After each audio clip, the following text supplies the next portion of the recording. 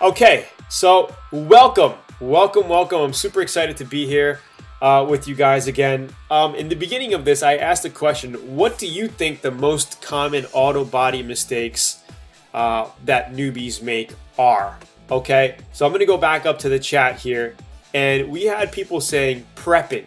Okay, not planning it out to make sure you get everything you need to do it right. Some people said sandpaper grits. Oh, no, that's what I say. I say people get the sandpaper grits all mixed up.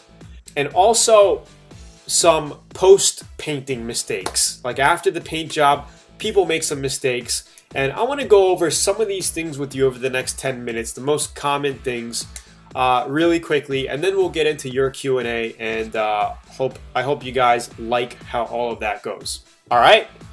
Paint masking, burning the paint. Yep, a lot of those things. Okay, so the most common mistakes are, of course, number one is prepping. Okay, prepping is the most important part when getting body work done. Okay, if you want to get a nice paint job, you have to make sure your prep is good. Okay, you want to make sure you prime over feathered areas. Okay, so say you feathered out some clear coat into your base coat with maybe a 320 grit. You feathered it out, right? You don't want to paint directly over that. You want to prime that. You want to make sure you seal it, you prime it, and then you block it out with a 400 grit. That'll actually come through to your base coat, and you'll actually see those spots through your base and through your clear coat. All right, so prepping and priming over feathered areas. You want to make sure you always prime over your body work, your bondo areas. You want to make sure you always prime over metal. Okay, I notice a lot of people, even with me, right, when you sand around corners and cars and edges, you get down to the metal. All right, and that's normal, that happens, right? But what you have to make sure is that you prime those areas before you paint. You never want to paint single stage enamel or a base coat clear over a little metal spot.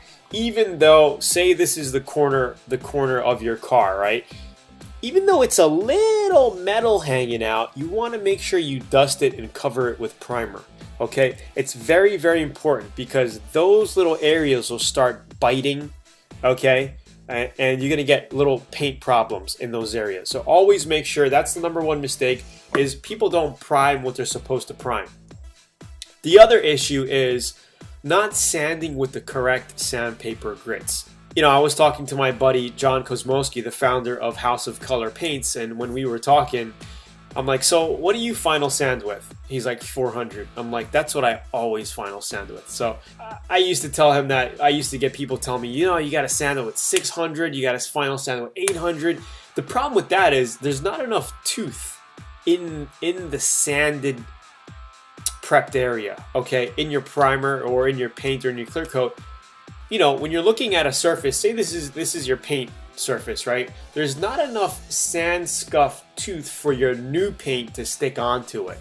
All right, so 400 grit is actually the perfect sandpaper grit that you want to paint over. It's perfect for finishing over primers, and even if you're just going over clear coat, right? Because you could paint over clear coat directly, because clear coat is a great sealer foundation to base right on top of. You could base right over it if you want to.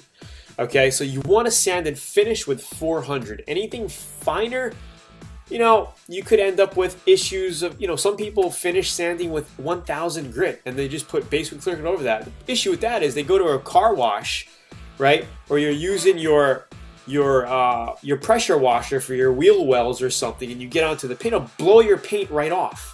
Okay, you do not want to finish sand with 1000 grit or 1200 grit.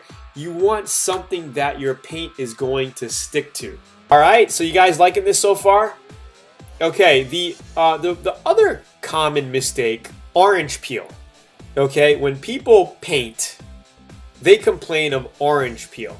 Okay, and there are a couple of reasons why you get orange peel. Okay, the number one reason is, well, the number one thing to easily weed out is paint mixture.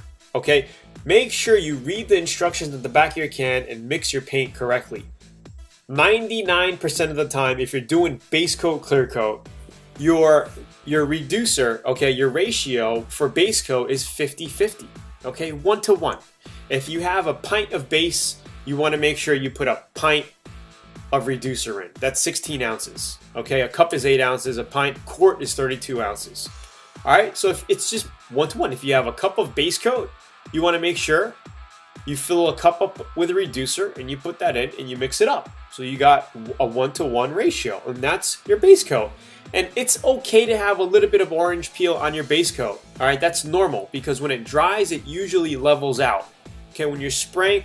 But if you notice a little too much orange peel on your base coat, thin it out a little bit more. Add a little 10% reducer in it. Okay. And you know, reducers, this is a whole nother topic, but reducers come in slow, medium, and fast. Okay, that basically is your set time for your paint. So if you're in a hot environment, you want to use a slow reducer to give yourself and the paint a chance to flow out and dry. If you're in a colder environment, you want to use more of a medium reducer. If you're doing touch-ups, you want to use a fast reducer.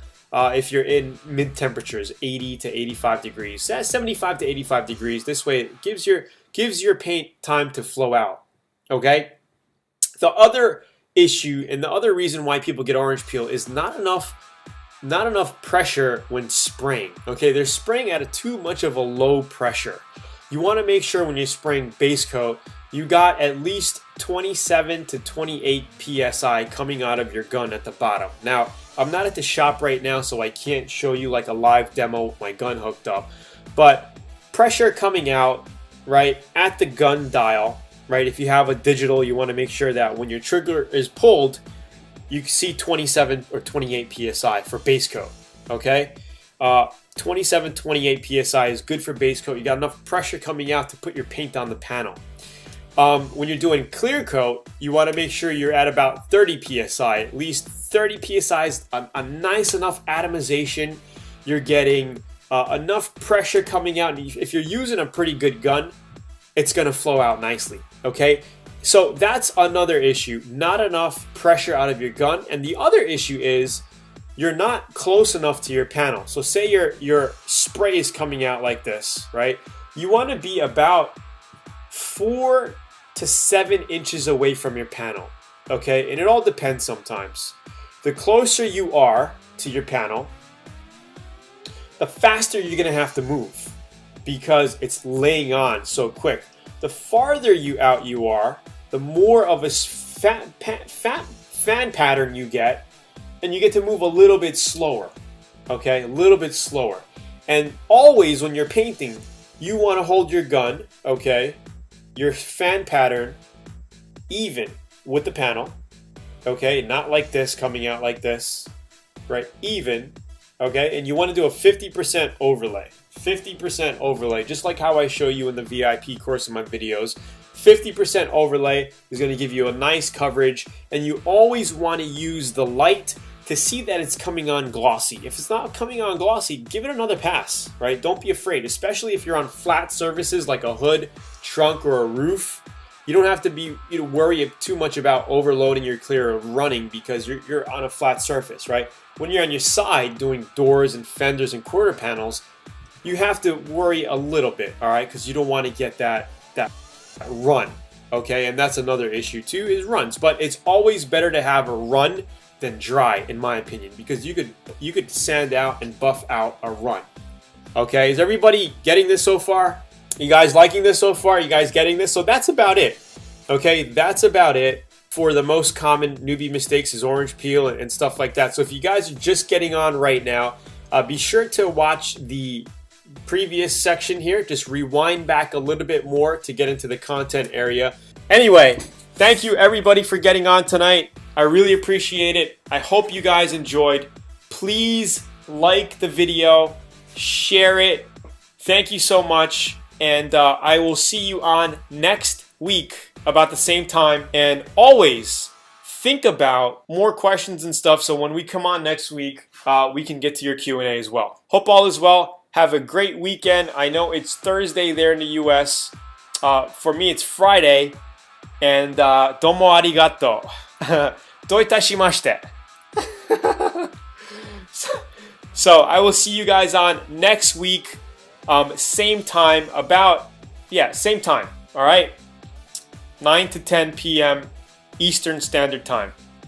Like the video, share it with your friends. Tell everybody you know about it if they want to come on and learn more about this stuff. And yes, I'm in Japan right now. I'm in Japan. Here is outside. All right. And what I'll do is I'll shoot some homemade footage video, and I'll make a custom video and I'll send you guys a link, or I'll put it up here on the YouTube channel so you guys can see kind of what it looks like in Japan, what I'm doing. Maybe I'll take a video of eating some sushi or something. That would be cool, right? Like eating some sushi and some miso soup and all that stuff. All right. So I will see you guys next week, same time. Check the email for a 1 hour to half hour notification before we go live. And I will see you guys soon. Thank you guys. I appreciate it. I'll see you next week. Cheers. Oh, don't forget to go here to grab your free book if you are a complete newbie and you want an auto body book. Cheers out. Peace.